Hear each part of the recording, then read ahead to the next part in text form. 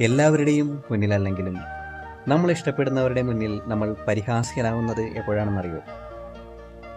അവർക്ക് നമ്മൾ വേണ്ട എന്നുള്ളൊരു സമയം വരുമ്പോൾ പോലും നമ്മളവരെ വീണ്ടും വീണ്ടും വിളിക്കുന്നു, അവരെ മെസ്സേജ് ചെയ്യുന്നു. പക്ഷേ എന്നിട്ടും അവരത് കണ്ടിട്ടും കാണാത്തതുപോലെ നടിക്കുമ്പോഴും അതൊന്നും നമ്മൾ തിരിച്ചറിയുന്നില്ല. വീണ്ടും മെസ്സേജ് അടക്കുന്നു, ഓ ചിലപ്പോൾ തിരക്കായിരിക്കും എന്ന് നമ്മൾ സ്വയം പറഞ്ഞു വിശ്വസിപ്പിക്കുന്നു. അല്ലെങ്കിൽ തിരിച്ച് വിളിക്കുമായിരിക്കും, അല്ലെങ്കിൽ തിരിച്ച് മെസ്സേജ് വരുമായിരിക്കും എന്നൊക്കെ. പക്ഷേ അങ്ങനെയൊന്നും ഒരിക്കലും ഉണ്ടാവില്ല. അവോയ്ഡ് ചെയ്യുമ്പോൾ തന്നെ മനസ്സിലാക്കുക അവർക്ക് തീരെ താല്പര്യമില്ല എന്ന്. എന്നിട്ടും വീണ്ടും വീണ്ടും നമ്മൾ എന്തിനാണ് പോകുന്നത് എന്നല്ലേ? കാരണം അവരെ നമ്മൾ അത്രയ്ക്കധികം ഇഷ്ടപ്പെട്ടിട്ടുണ്ടാവും, അതുകൊണ്ടായിരിക്കാം പോകുന്നത്. പക്ഷെ അത് പറഞ്ഞിട്ട് കാര്യമില്ല. എല്ലാവരുടെയും അവസ്ഥ ഇങ്ങനെയൊക്കെ തന്നെയായിരിക്കാം. ഒരാളോട് ഒരു അടുപ്പവും സ്നേഹവും എല്ലാം തോന്നിക്കഴിയുമ്പോഴത്തേക്കും അവർ എത്ര അവോയ്ഡ് ചെയ്യുന്നു എന്ന് തോന്നിക്കഴിഞ്ഞാലും വീണ്ടും വീണ്ടും അവരിലേക്ക് എത്താനുള്ള ഒരു ടെൻഡൻസി നമ്മളിൽ ഉണ്ടാകും, അല്ലേ?